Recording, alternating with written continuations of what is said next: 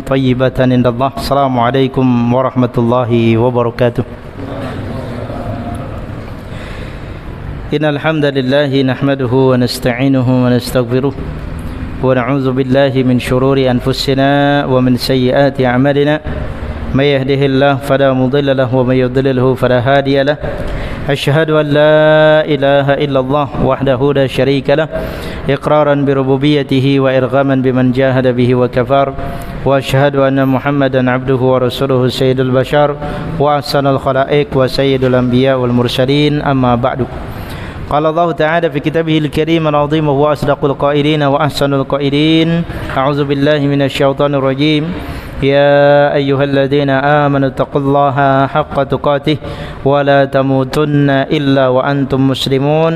وقال أيضا: يا أيها الذين آمنوا اتقوا الله وقولوا قولا سديدا يصلح لكم أعمالكم ويغفر لكم ذنوبكم ومن يطع الله ورسوله فقد فاز فوزا عظيما.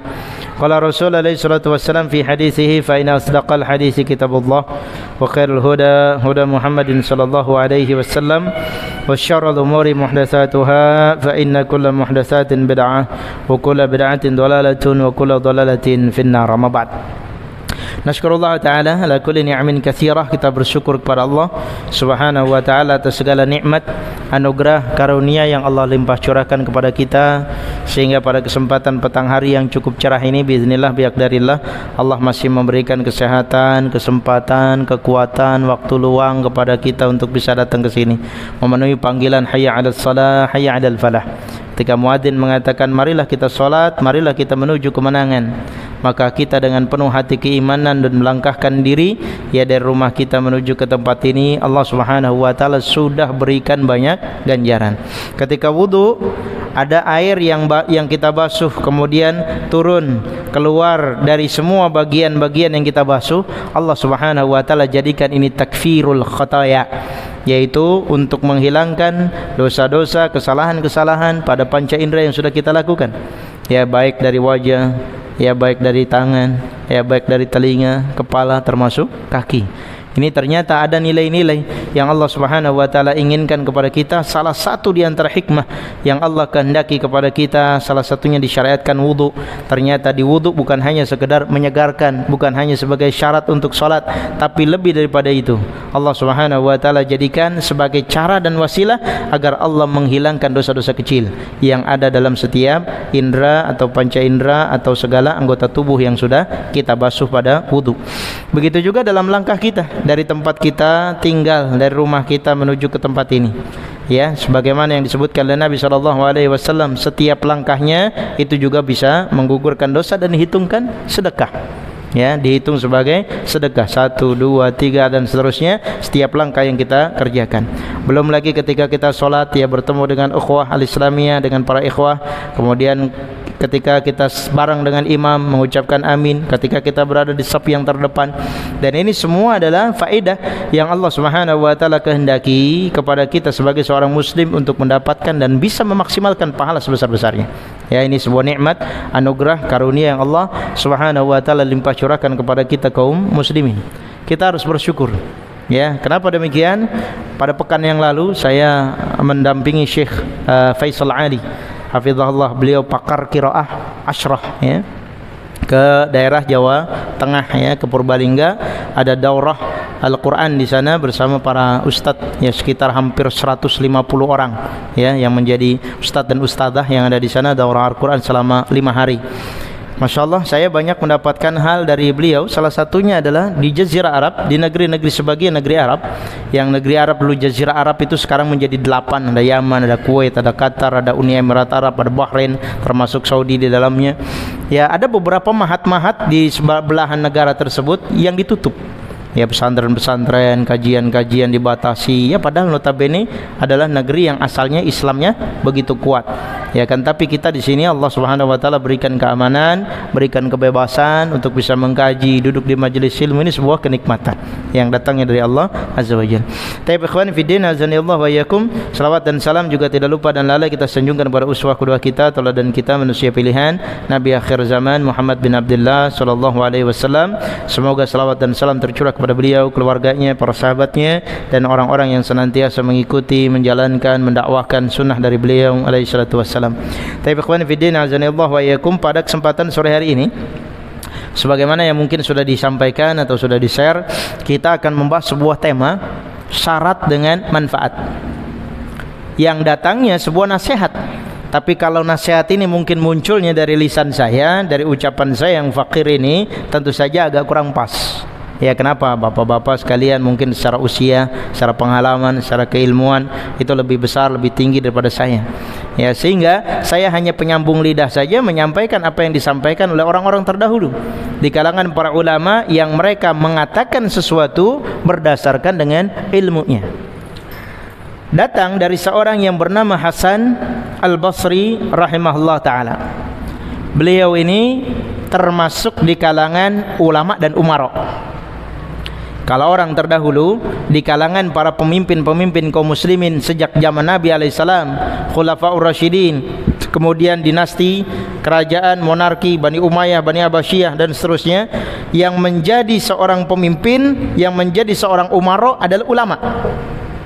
Ya, jadi gelar mereka adalah umara plus sebagai ulama. Sehingga kapasitas kemampuan mereka sebagai seorang umara, sebagai seorang pemimpin, keputusan-keputusannya diambil berdasarkan ilmu. Ketika menentukan, memutuskan sebuah perkara, ya berdasarkan dengan ilmu. Ya, makin ke sini, makin ke sini, makin ke sini, sehingga muncul pemimpin-pemimpin yang zalim dan seterusnya, ya. Karena ini dicontohkan para ulama terdahulu, ya, mereka menjadi seorang pemimpin ya karena kapasitas keilmuan mereka sebagai seorang ulama. Termasuk di dalamnya Hasan Al-Basri rahimahullah. Beliau ini dilahirkan 9 tahun setelah Rasulullah meninggal. Rasulullah meninggal pada tahun 11 Hijriah. Berarti kalau 9 tahun setelahnya, Hasan Al-Basri dilahirkan pada tahun 20 Hijriah. Dan beliau sempat diasuh oleh seorang istri dari Nabi sallallahu alaihi wasallam yang bernama Ummu Salamah radhiyallahu taala anha. Ya, sempat diasuh oleh Ummu Salamah. Karena itulah beliau bergelar sebagai tabi'in, karena bertemu dengan sahabiah, bertemu dengan istri Nabi Ummahatul Mukminin yang bernama Ummu Salamah. Karena syarat seseorang untuk menjadi sahabat harus ketemu dengan Nabi. Syarat seseorang harus menjadi tabi'in harus ketemu dengan sahabat Nabi. Dan inilah yang dilakukan oleh Hasan Al-Basri rahimahullah. Beliau sepanjang kepemimpinannya sebagai seorang Amirul Mukminin, sebagai seorang presiden, pemimpin kaum muslimin, terkenal sebagai orang yang sangat zuhud. Zuhud itu adalah orang yang qanaah dan mengambil kebutuhan dunianya sesuai dengan kebutuhannya saja. Bukan berarti zuhudnya pakai baju compang-camping, baju robak-robek gitu ya. Tapi zuhud, dia memanfaatkan kehidupan dunia sesuai dengan kebutuhannya saja. Karena tidak mungkin Hasan Al-Basri tidak mengetahui ayat Allah Subhanahu wa taala ketika Allah katakan wala tansa nasibaka minad dunya. Jangan kamu lupa bagian kamu dari kehidupan dunia. Kenapa? Kita masih di dunia. Karena kita masih di dunia, kita butuh makan, kita butuh minum, kita butuh tempat tinggal, kita butuh kendaraan ya untuk bisa pergi sana sini menjalankan aktivitas. Kita butuh pakaian karena kita masih di dunia. Tapi Allah Subhanahu wa taala tidak menjadikan dan memerintahkan kepada kita ini jadi skala prioritas. Yang diperintahkan kepada kita, tidak melupakan kehidupan dunia, apalagi kehidupan akhirat. Yang Allah Subhanahu wa taala sebutkan khairun laka minal ula, lebih baik bagi kamu daripada yang pertama. Maksudnya kehidupannya lebih baik dari kehidupan dunia. Khairu wa abqa, lebih baik dan lebih kekal. Maka Imam Hasan Al-Basri ini yang dikenal sebagai seorang ulama dan umara karena kezuhudan dunianya, maka sering membuat rakyatnya merasa penasaran.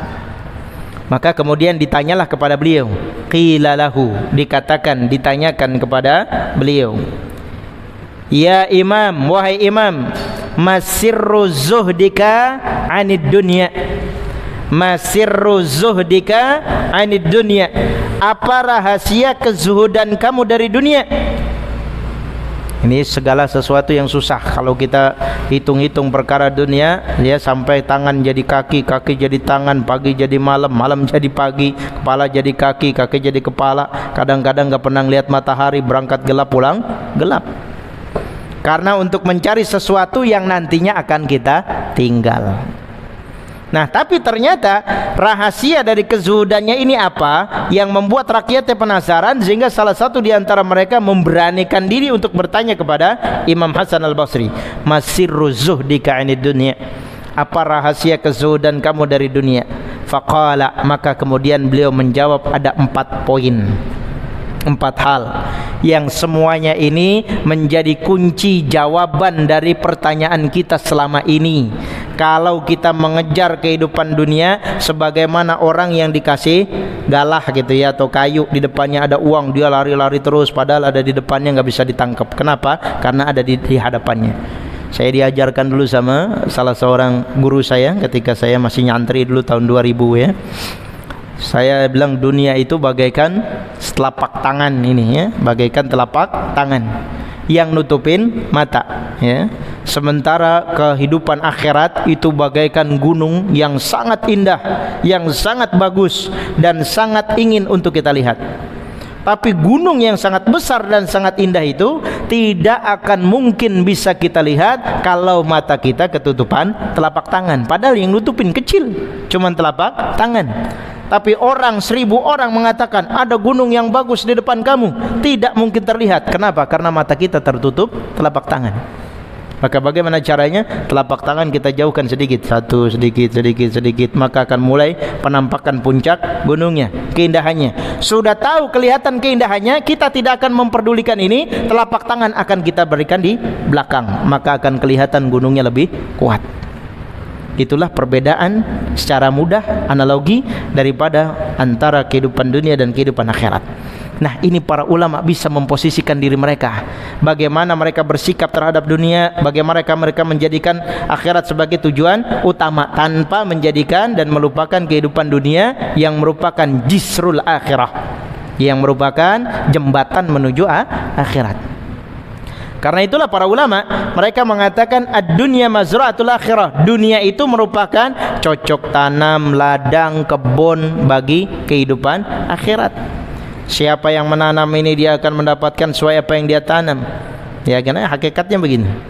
Maka yang pertama kata beliau, yang menjadi rahasia bagaimana beliau bisa menjadi orang yang zuhud terhadap kehidupan dunia, alimtu anna rizqi lan ya'khudahu ghairi fatma anna qalbi. Saya meyakini bahwa rezeki saya tidak akan ada orang lain yang mengambilnya, maka hati saya tenang. Ini disebut sebagai hakikatut tawakul, hakikat tawakal. Tawakal bukan sekedar pasrah ya, semua saya pulangin sama Allah, dah saya pasrahin aja nah. Mau hilang ke mau enggak, udah saya pasrahin aja. Tapi tawakal adalah memaksimalkan ikhtiar. Maka ikhtiar dikenal dalam agama kita ada 2, ikhtiar syar'i dan ikhtiar kauni. Ikhtiar syar'i, ikhtiar usaha secara syar'i, doa kepada Allah, minta kepada Allah, bermunajat kepada Allah dengan cara-cara yang Allah syariatkan. Bisa dengan berdoa langsung, bisa dengan sholat tertentu, bisa dengan sedekah. Itu namanya ikhtiar syar'i. Ada yang namanya ikhtiar kauni, yaitu ikhtiar yang sifatnya memang alami, harus dikerjakan, harus dilakukan. Orang mau dapat rezeki, betul Allah sudah takar rezeki kita, tapi tanpa ikhtiar kauni tidak mungkin itu rezeki datang dengan sendirinya. Ini yang pertama, alimtu anna rizqi lan ya'khudahu. Saya meyakini bahwasanya rezeki saya tidak akan ada orang lain yang mengambilnya, maka bikin hati saya tenang. Saya yakin semua kita yang ada di sini, kita sadar, yakin, percaya dan paham bahwa rezeki datangnya dari Allah. Ar-rizqu minallah, laisa minal insan. Rizki dari Allah, bukan dari manusia. Manusia hanya sekedar wasilah. Kalau kita membatasi rezeki hanya dari apa? Membatasi rezeki hanya dari gaji, Allah Subhanahu wa taala akan memberikan rezeki kita hanya itu saja. Tapi Allah Subhanahu wa taala jadikan rezeki yang berlipat ganda. Allah Subhanahu wa taala memberikan rezeki yang luas. Ya, sehingga rezeki lebih umum ya dibandingkan dengan gaji. Ya, kalau gaji rezeki. Ya, kalau gaji rezeki. Kalau ditanya makan, kita dapat makan, itu rezeki atau gaji? Rezeki. Ya, kalau kita punya anak, itu rezeki atau gaji? Rezeki. Kalau kita tanya, kita dapat punya usaha, kita punya pekerjaan, setiap bulan kita dapat rezeki atau gaji? Gaji. Tapi gaji juga bagian dari rezeki. Kalau ditanya istri, itu rezeki atau gaji? Rezeki. Maka perbanyaklah rezeki, maka perbanyaklah istri supaya banyak rezeki. Ya. Maka rezeki berkaitan dengan rezeki. Ini yang dipahami oleh siapa? Oleh Hasan al-Basri rahimahullah. Lan ya'khudahu ghairi. Maka disebutkan oleh Nabi sallallahu alaihi wasallam dalam sebuah hadis, lan tamuta nafsun hatta tastawfiyat rizqaha wa ajalaha. Maka seseorang itu tidak akan meninggal, tidak akan mati kecuali Allah Subhanahu wa taala telah sempurnakan rezeki dan ajalnya. Ini adalah hakikat orang kita tahu bahwa rezeki itu sudah tertakar dan tidak akan tertukar. Kita tahu orang punya usaha khusus, dia susah payah membangun usahanya, bikin diskon, bikin promosi, ya bikin dagangannya sebagus mungkin, menarik konsumen supaya apa? Dagangannya laku.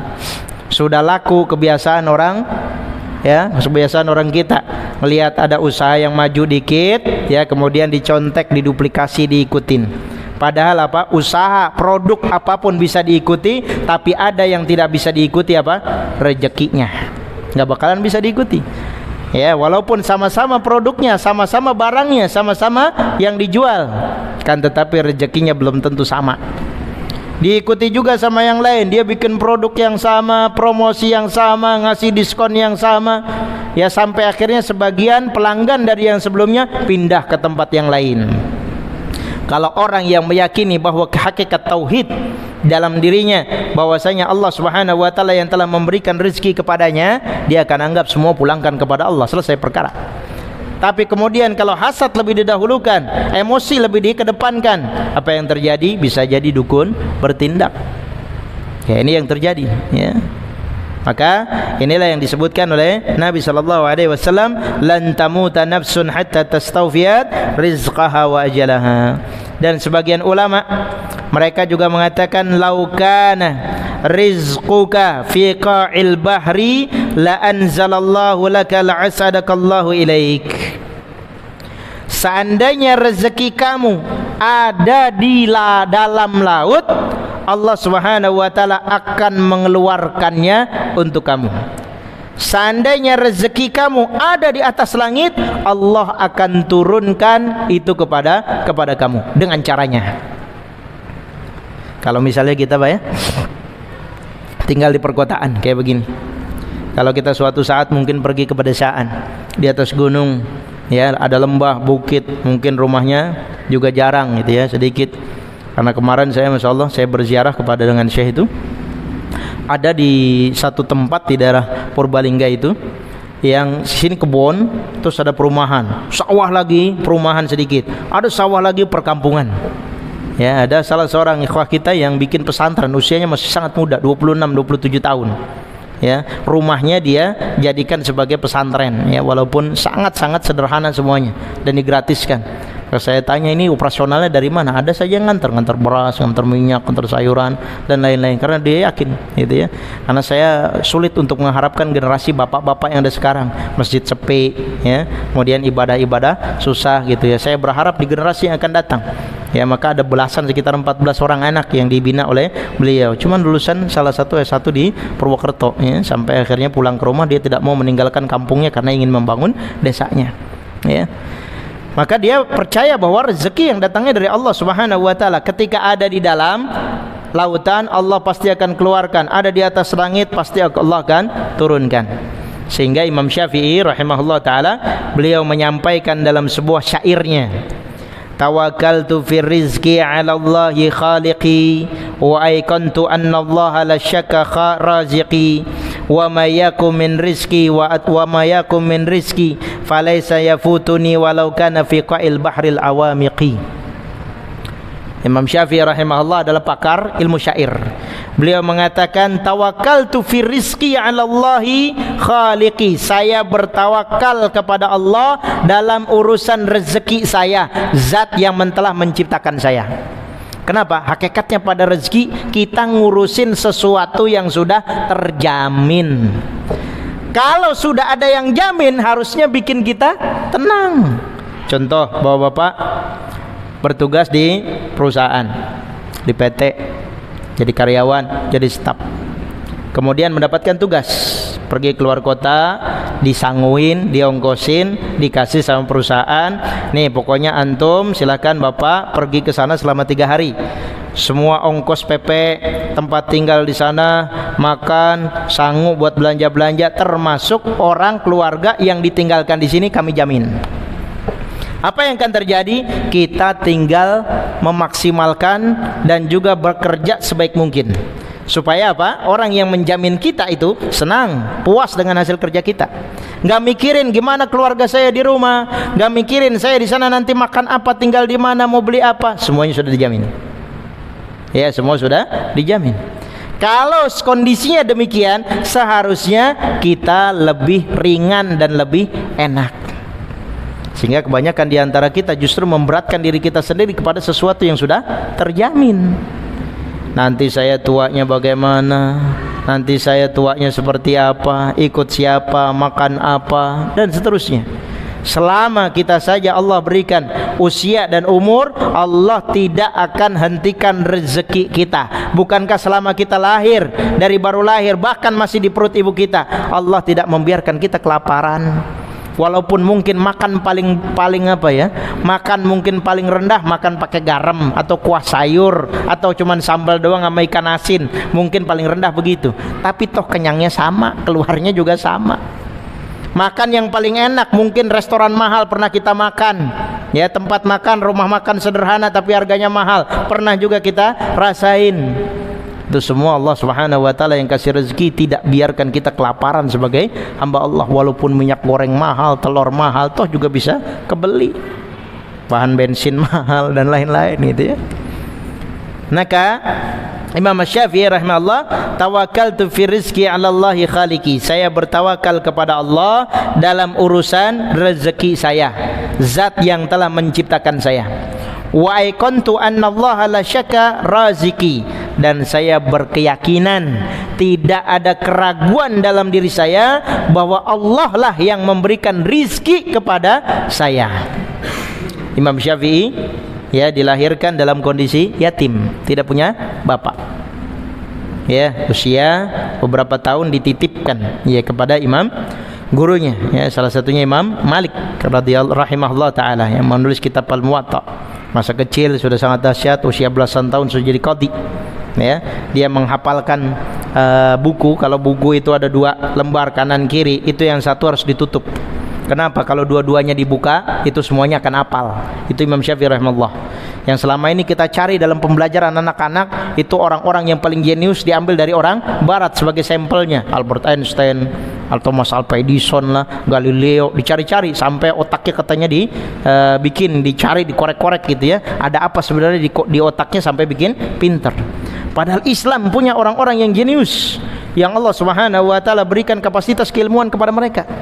Padahal usianya juga sama, bahkan bisa jadi lebih tua kita dibandingkan dengan mereka. Waktunya juga sama, Allah berikan waktu 24 jam. Tapi ternyata beda makom kita dengan mereka. Ya. Wa ma yakum min rizqi falaysa yafutuni. Maka saya yakin rezeki saya tidak akan meninggalkan saya. Walau kana fi qa'il bahril awamiki, walaupun itu ada di dalam lautan yang paling dalam, saya yakin itu tidak akan meninggalkan saya. Maka kata Hasan al-Basri dalam ucapan yang lain, ada 3 poin, 3 hal yang manusia tidak akan mungkin bisa menghindar darinya. Kemanapun dia pasti akan diikuti. Yang pertama rezekinya. Orang yang ada di atas gunung ternyata punya rumah lebih bagus dari kita, badannya lebih sehat dari kita, badannya lebih gemuk dari kita, tanahnya lebih lebar dari kita, padahal tinggalnya di mana? Di atas gunung. Kadang-kadang kita mikir ini kerjanya apa, usahanya apa, Allah beri cocok tanam, ternyata cocok tanamnya berhasil. Ya.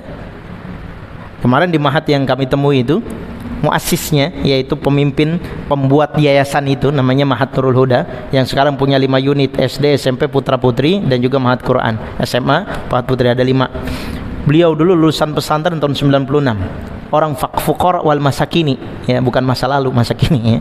Fuqara wal masa kini. Zaman itu beliau sampai keinginannya pengen punya pesantren, ya, karena di desanya, di tempatnya dia tinggal dan dilahirkan itu masih sangat minim dan juga masih rendah kesadaran dalam beragamanya.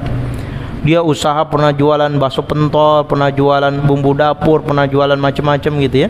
Terus akhirnya dia mulai bikin TPA kecil-kecilan, ya, mungkin kayak di musola ini, ya, TPA. Kemudian sambil dia jadi petani. Ya, petani, subhanallah, kalau menurut saya mungkin bagian dari ngurus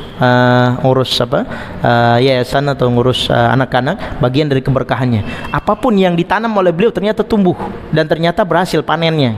Ya, sementara teman-temannya yang lain itu sama, produknya sama gitu, tapi kepada nggak berhasil. Bikin nanam payak California, dia berhasil, yang lain tidak. Yang lain akhirnya ngikutin, dia ganti yang lain ke jambu kristal, berhasil. Yang lain-lain ngikutin, nggak ada yang berhasil. Dia kemudian ada teman-teman yang sudah berhasil, diajarin sama dia caranya biar berhasil. Begitu sudah berhasil, dia ganti lagi, sekarang lemon gitu, ya, berhasil. Sampai akhirnya diperkenalkan oleh salah seorang syekh yang bernama Syekh Said, bikin bikin masjid-masjid. Nah, di bawah beliau itu sudah lebih dari 700 masjid yang sudah dibangun di sekitar Jawa Tengah, ya, di sekitar Jawa Tengah. Nah, itu sebagiannya sampai akhirnya beliau bikin material, kalau ada masjid-masjid yang dibangun belinya kepada beliau, subhanallah. Dan beliau beli tanah-tanah semuanya diwakafkan. Beli tanah ada yang 1,5 hektar, ada yang 2 hektar diwakafkan untuk Mahat. Jadi masya Allah, mungkin bagian dari keberkahannya didapatkan Allah berikan dengan cara yang seperti itu. Ya, ketika orang sudah berkeyakinan bahwa rezeki itu datangnya dari Allah, dengan cara apa Allah yang akan berbuat, ya. Nah, ini disampaikan dalam sebuah hadis yang cukup panjang.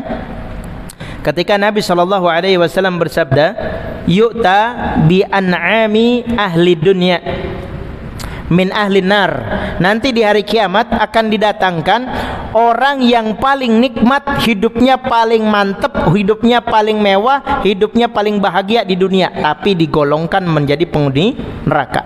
Orang ini akan ditarik jadikan sampel satu orang.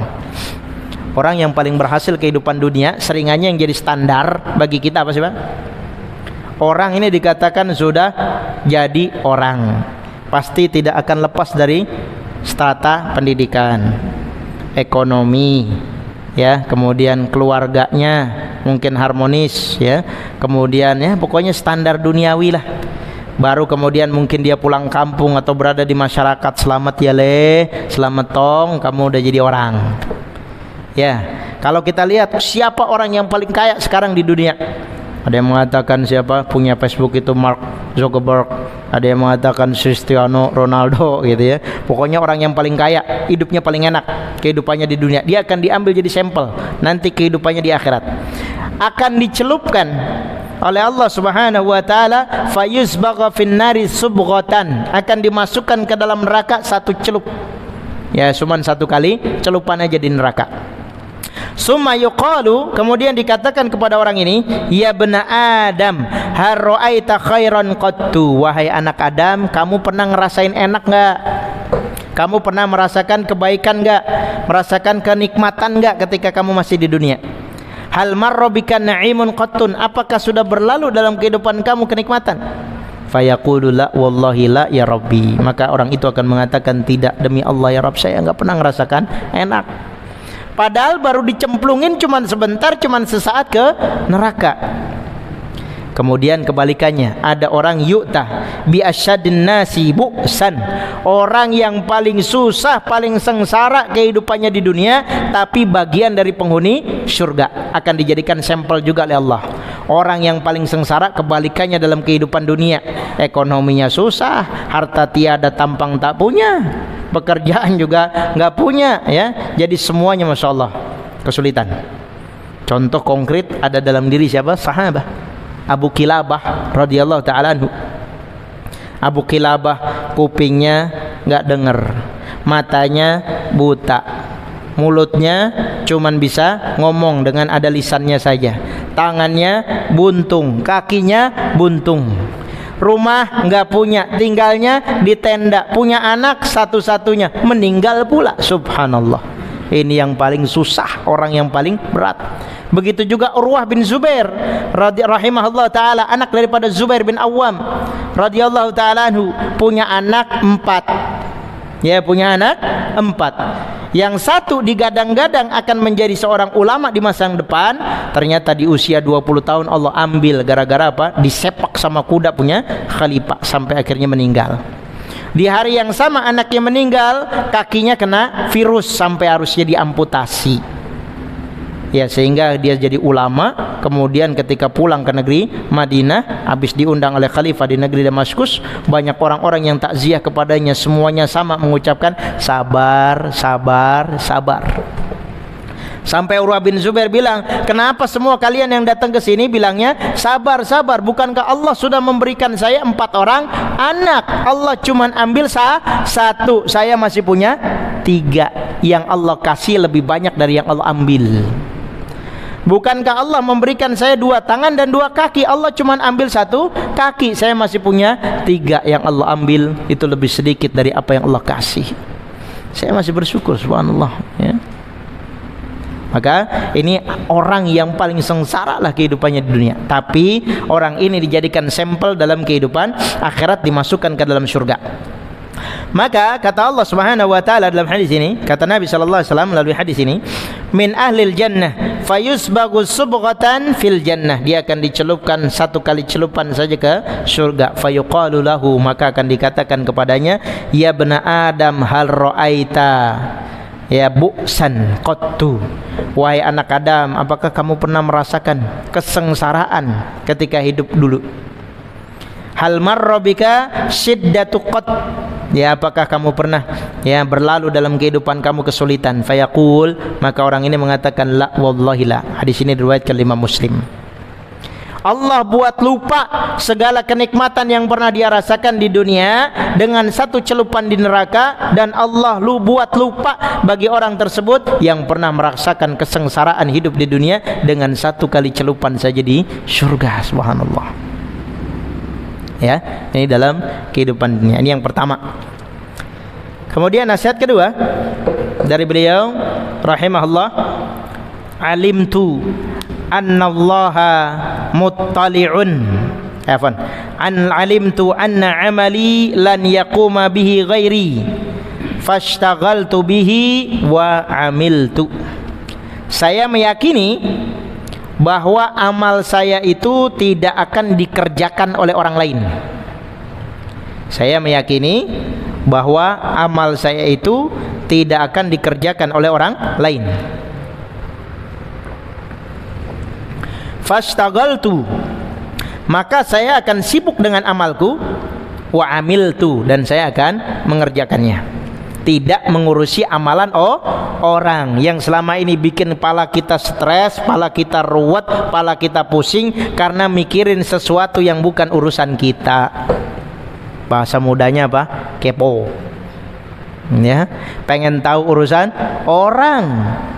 Ya, tangga hidup di perumahan begini rawan nih Pak. Ya, kita kerja mungkin zaman dulu ya, kalau kita ambil rumah kayak gini mungkin dari 1 PT. Itu kerjaannya sama, masuknya sama, mungkin sama-sama jabatannya, bisa jadi gajinya sama. Ya, tetangga kita yang sama itu semua beli barang yang beda dengan kita, lebih mewah dari kita. Kita kuat, nggak apa-apalah, rezeki dia mungkin pandai menabung gitu ya.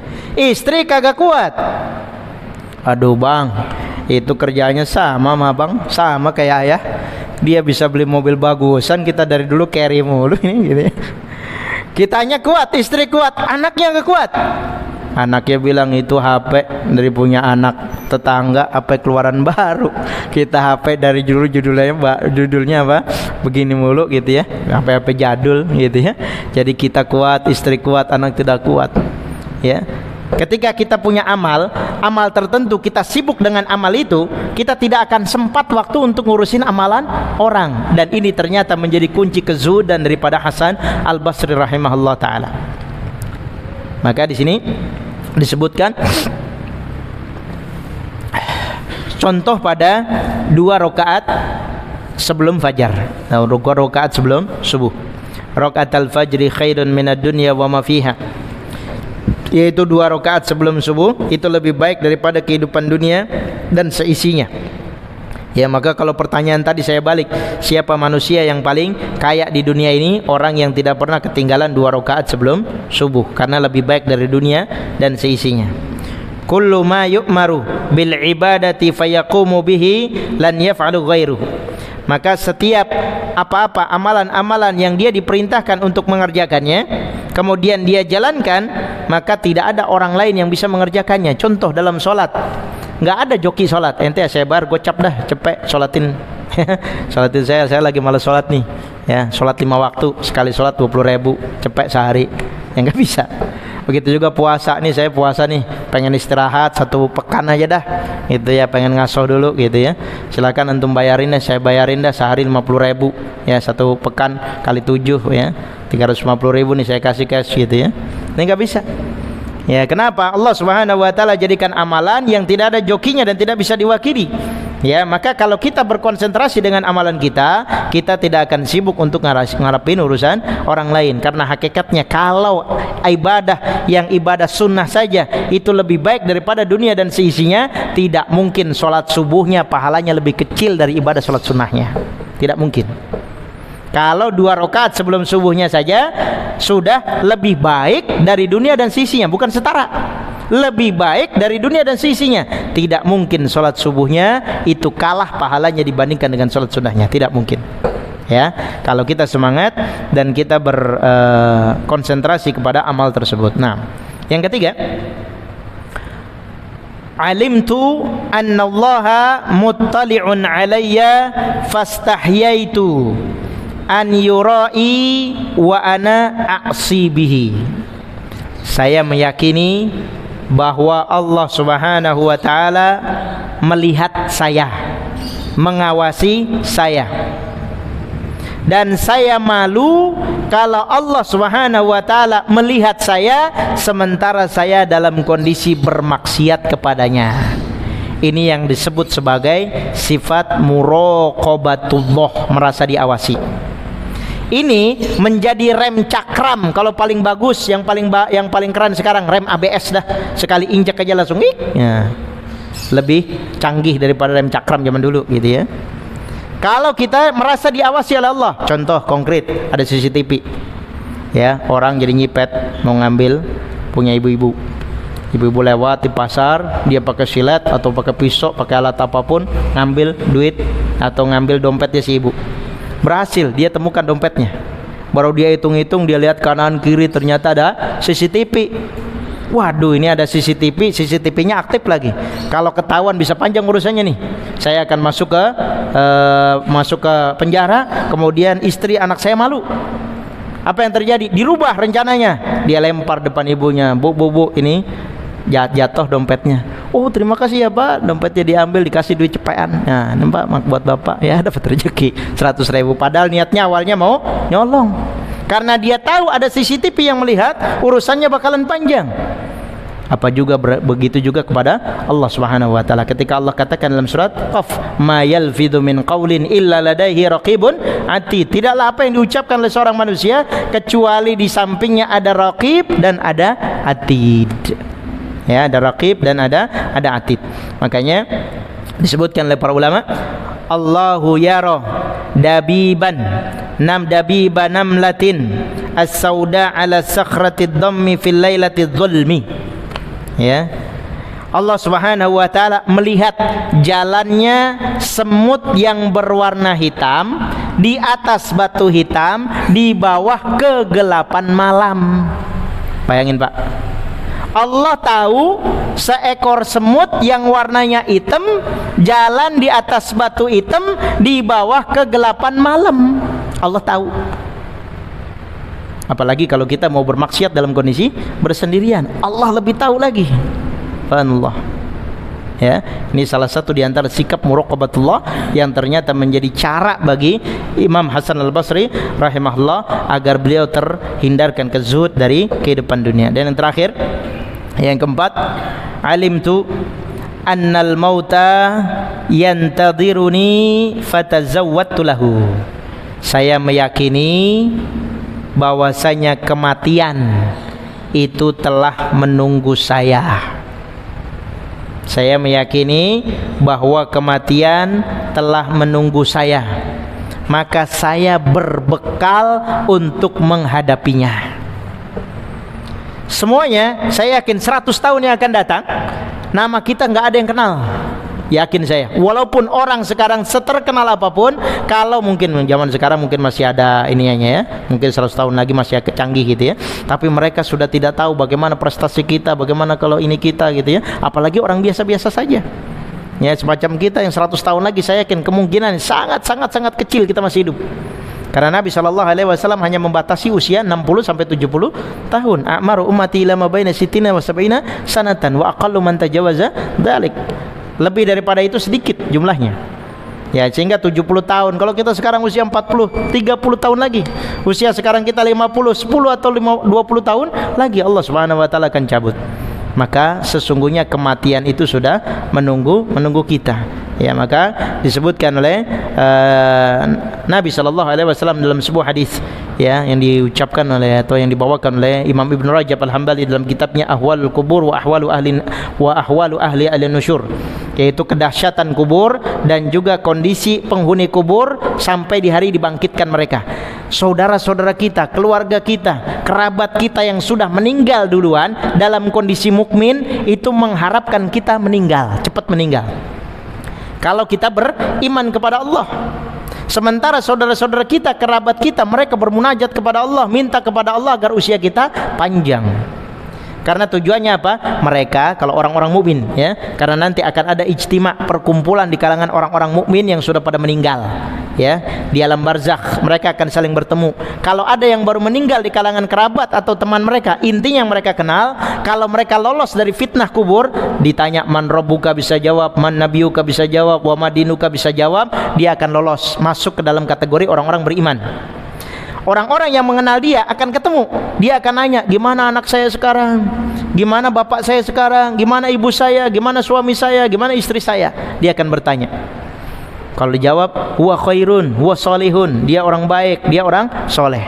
Kalau ditanya lagi tentang si fulan sudah meninggal, maka akan dijawab oleh dia, alam ya'tikum, apakah orang itu belum mendatangi kalian? Mereka akan mengucapkan istirja, inna lillahi wa inna ilaihi raji'un.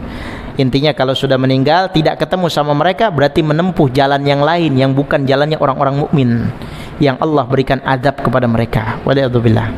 Ya, karena itulah seorang penyair mengatakan al mautu kal babi wan nasu yadkhuluna minhu.